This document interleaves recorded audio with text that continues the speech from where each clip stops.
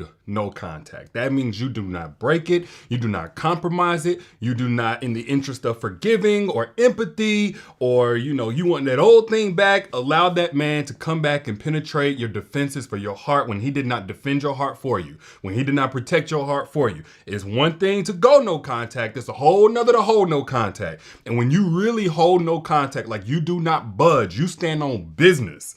There are 5 thoughts that your ex is going to have. The 5th one is probably going to shock you. The 5th one is one that a lot of y'all do not know about because, you're seeing him send all these texts or say all these things. And first, before we even get into that, let me just tell you what inspired it. So we did a recent live chat with my Self-Crowd in Circle. That's my mentorship community. Right now, we're doing the Selfish Season Challenge. And the Selfish Season Challenge is basically where I guide people, women especially, who have been in relationships where they were putting themselves on a back burner. So like those of you who were giving everything, fighting for the relationship at some point by yourself, forgiving or compromising or starting all the hard conversations, basically carrying the relationship and trying to restore and fix it when you're not the one who broke it.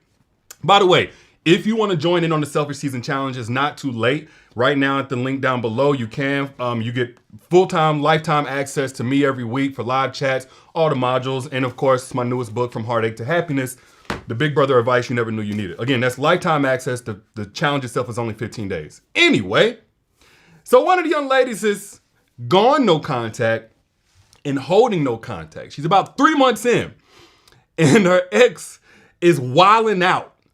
And what I was trying to tell her is it's similar to grief because that's what's happening. When you go no contact with an ex, they have to go through a certain type of grieving process of who they thought you were. Because the person that they thought you were would have already responded. The person that they thought you were, would have been reactive, would have given them some type of energy, some type of supply, especially if you were dealing with a narcissist, would have given them something that says you still got hope. You still have authority over this girl. So when an ex is of course, in the beginning, it's all good because that's the first thought. The first thought is that of disbelief. Let me just go ahead and start there. 5 thoughts that an ex is going to have when you hold no contact. After you first go no contact, you really don't budge. The first one is disbelief. It's denial. It's basically the space of ain't no way after years or months or whatever of me putting her through all of these things and she tolerating it, does she all of a sudden now have a backbone? No way she has all of the self-esteem now. No way all of this, all of a sudden she can see clearly what I'm up to now.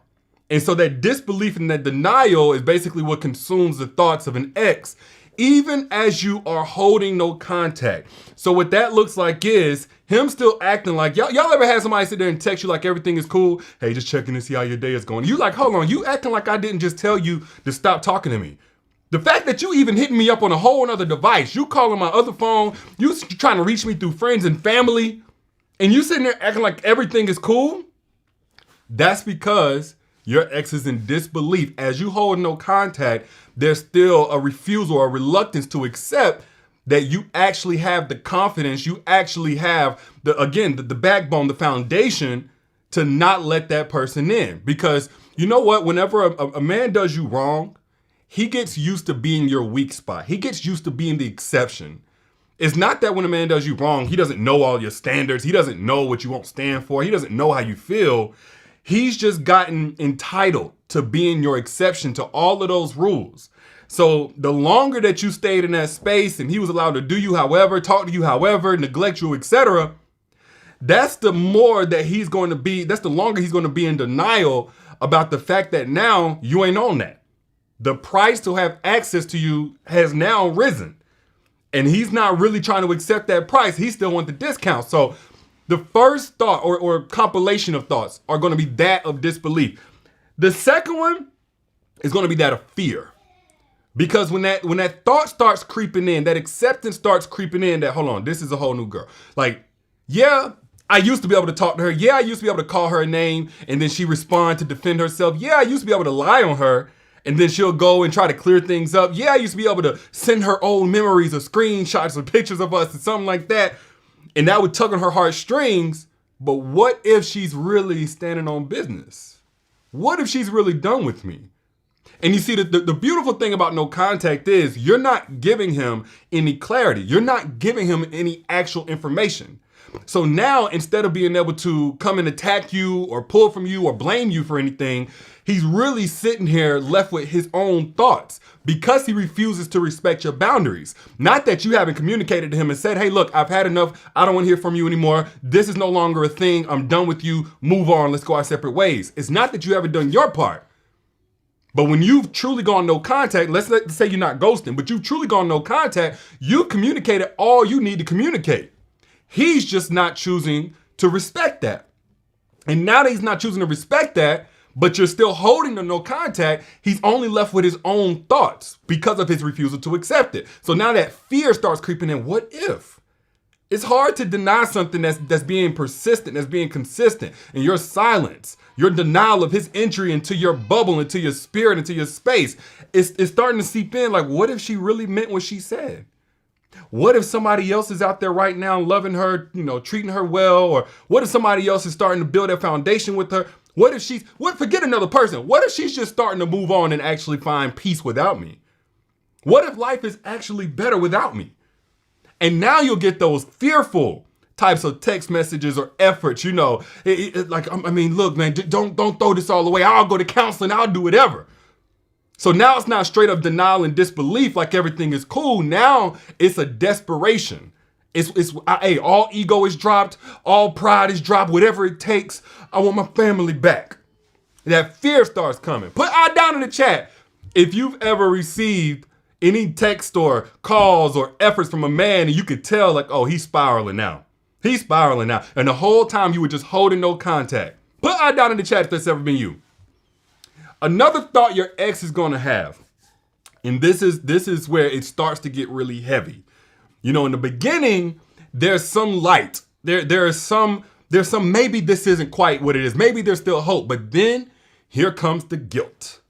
If he was the reason why the relationship failed, and I'm just assuming that you're going no contact because you had to protect yourself from him. This wasn't a situation where y'all just weren't compatible and it was best that y'all just moved on and found somebody else more aligned, but he actually fumbled you. If that's the case, the third set of thoughts he's going to have are that of guilt. Dang, I messed up. Man, I ruined a good thing. No, I'm not just in fear anymore. I know for a fact she's doing better without me because of how badly I did her. This is where hindsight becomes painfully clear in 2020. All of the things that he said to you, all of the times that you tried to give him a chance, all of the times that you were listening to him, give you those excuses. And he honestly just took it for granted. He thought, oh, here she go again, want to talk some long conversation at the wrong time. Don't she know the game is on? And now that guilt starts to set in, and it's like, damn, those are all opportunities to fix this. Those were I had my chance right there and right then. And don't let him have already tried to cope with somebody else or replace you or something like that. That guilt really gonna set in when he realizes, or rather should I say, he's reminded that you're one of one. You're not just some ordinary girl. Sometimes it takes a guy going back out in that dating pool to realize like he had the big fish. He had the good one. He had the real thing. And so at this point of guilt, it's heavy. It's starting to weigh on him. But look, we ain't done yet. Because then he's going to have a fourth set of thoughts. And that's of anger and blame. You see that pride and that ego, it don't die too easy. That pride and that ego, it don't die too easy. And then if he has friends around him, or if he goes to, for purposes of being soothed in all of his mess that he's in right now, goes to try to find content or videos or whatever, podcast that's bashing women and blaming women for everything. And then he'll get that indignation starting to rev up again. He still ain't got contact with you because you didn't just go no contact, but you're holding no contact. And so now there's anger and there's blame, and he's thinking about your flaws and how dare you finally stand on business whenever he did you so wrong after all of the things that you did too. You can't just be in denial about the things that you did because you're not perfect. How dare you leave him as if you perfect? He could have left you, but he didn't leave you. He kept trying. All of these different rationalizations that basically say now you're the bad guy and he's the victim. And at this point, what you'll see is you may even see him start to attack you. You may see him start to text you things that call you out your name, or him subliminally put things out to try to shape the narrative a certain way. You know, you'll see him try to poke at you here and there, but he'll have some level of anger. And if you guys have children, this is where you'll also see him retaliate against the children. Anything he can do to make you, quote unquote, feel it, that's what he's going to do in this situation. Now, if you're dealing with a narcissist or a psychopath, an abuser, this is where you get, like, where you have to get some type of protection involved. Where you get some protection on yourself and or you get the police involved or something like that. Those of you who have been stalked, those of you who have had somebody, your ex threaten whoever it is that you may be entertaining now. Those of you who've had somebody pop up at your job or pop up where you might be, rob by your house. This is that situation where when you've been holding no contact and you're not giving him any hope, any access to you, you're protecting your peace, you can expect your ex to go through some thoughts that are laced with a lot of anger, because at this point, he's made himself the victim. He understands what it is, but he can't believe you have the audacity to have left him and made him face his consequences. No matter what you did wrong, you're making him face his consequences and sit in his mess and look in the mirror, and he doesn't deserve that, at least not in his mind. And this is where, if you're not very careful and you give into fear, or you give into what you feel like is empathy, but it may just be the vulnerable part of you that tolerated his nonsense for so long, you may actually start to fold here. This is where a lot of women will start to fold here. Again, be it fear or being that, oh, maybe he's really invested. If he's going this hard, he's having this level of emotion. And this is why I'm so big on having your selfish season. You have to have a season of getting back to you. Side note, the whole point of selfish season, when I'm such a big promoter of this, is that to make the relationship last as long as it did, more than likely you had to get on his program, which was to put you last, which was to make you small, right? And so to compensate for that, to combat that, now you have to over-index on putting yourself first again, in which no relationship should cause you to really put yourself last anyway. But if he's putting you first and you're putting him first, y'all are putting the goal first, everything works.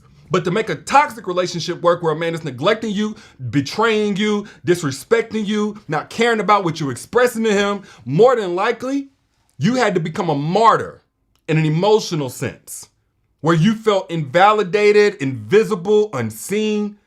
This is a situation where, as a woman, you feel more single in the relationship than you felt single while you was actually single. You felt more lonely, even if you was right there in his presence. Put I down in the chat if that's ever been you. And you with somebody who don't care to understand you, care to acknowledge what you're going through, or respect what it is you're letting them know. You're communicating. You're not leaving them in the dark.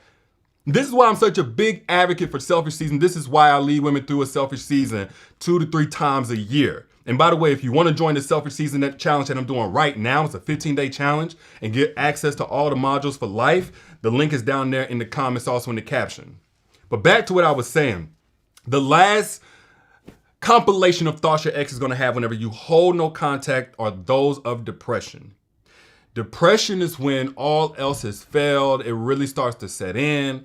It's heavy on him. It hurts, but he cannot deny that he is powerless in this situation. And depression can also look like his life just going downhill. A lot of times y'all think that, oh, well, karma's just catching up with him. And absolutely it is. A part of karma is you reap what you sow. But also, if a man is depressed, he can't function as well as he did when he at least had you to lean on. A lot of times in a relationship, even a toxic one, a man will lean on a woman like that'll be his crutch. So as he's leaning on her and able to blame her and use her as a scapegoat or, project onto her, he never has to really face his own demons. And now that you've gone no contact, you've completely removed yourself from his life in any and all forms. And he doesn't have anybody else or anybody else that he wants that can hit that spot the way that you did.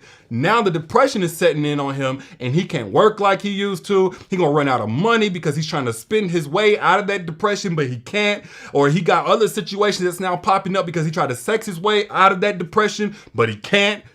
All of the fake friends that was fake from the very beginning. Maybe you tried to tell them about these fake friends. They now turning on him because he ain't no fun to be around because he ain't got no money and he's dark all the time. He's heavy all the time. So this is where, as you've held no contact, he will hit that depression. And now it's kind of like that guilt, except there is no more light at the end of the tunnel. Not as far as getting back in touch with you, making something work with you. And you know what? Again, be very mindful, those of you who are empaths especially, that you don't start getting a soft spot for him whenever you see his life is going crazy and, he's losing weight and he ain't got no money, he lost his job, his business going, whatever. Be very mindful. You need to be selfish in this season. And selfish season is so much more than just about no contact, but you need to maintain exactly what you've been doing so you can get back up where you need to be. Now, if for whatever reason in the future God decides to align things where you get to see a whole new version of this man and you want to assess that, cool. But right now, as you are holding no contact, this ain't the time to be empathizing with him. He had his opportunity to access that empathetic version of you and he fumbled her. He got that version of you before and he took her for granted. He got that version of you before and he mistreated her. He changed you from even being able to do that from a safe place. So maintain no contact. That's not you being malicious or mean to him. That's you honoring and protecting yourself. But make no mistake about it. At the end of all of that, you hold no contact with that ex. I know this is going to be surprising to some of y'all because you say, oh, he's in a new relationship. Y'all, these dudes will move on in a new relationship and they'll be using that woman as a pseudo therapist the entire time. Every single day, at least a few times a week, she's sitting there listening to all these sob stories and comforting him about all the things that you did and how bad you were and how you wounded him. And then the moment he has no more use for her, she's out. Because a guy will go and get a new relationship just so he can manage that space of depression and it don't look like he's so depressed because he's trying to hold on to that shred of dignity of perception that he's good without you or he's better without you. But make no mistake, at the end of it all, when that man loses all hope, he's going to be depressed without you. If he was the reason why the relationship failed. If you really showed up as the best version of yourself, you loved him with everything that you could, you gave him chance after chance after chance, and he just thought they was never going to run out. He thought he was a cat, had 9,000 lives. Guess what? You showed him, nope, not over here. And this is why I'm so big on, at some point, you have to stop trying to raise men and fix men and understand that you got one life to live. You got one window of opportunity to find the love that you want and also cultivate that from the inside out, and you don't need to waste it on anybody who had their opportunity. There are men out there who do not need a 4th, 5th, 6th, 7th, 8th chance, but they need you to be the best version of yourself so that you can be equally yoked with them in the work that they've done on themselves. And again, this is why I'm doing this selfish season challenge. You can do it however you want to do it. Now, again, if you want my help doing it, you can join my Self-Crown Inner Circle as we go through the Selfish Season Challenge. Again, the link is down there in the comments, also in the caption whenever you back out to give you lifetime access to me and all the modules. But at the end of the day, you have to get back to you. You have to remember who you are. Because in that relationship, as you are doing things to make the relationship work, to save the relationship, to convince him, to teach him, to raise him, you forgot who you were. That was never who you were. That wasn't the woman that he came across. And then he took her, reduced her to a version of yourself that would tolerate the worst of him so that he could take that mask off and live in his truth while you reduced yourself enough to accept it over and over again. Now you got to get back to you. But those are just my thoughts. I'm your internet brother trying to look out per usual. If you got something of value from this, hit the share button right now for somebody else to get value. And again, if you want to go through the Selfish Season Challenge with me to get back to who you are, as a matter of fact, pursue your best self better than ever before, click the link down below. Also in the caption whenever you back out, and you'll get lifetime access to all of the modules that come with being one of my mentees.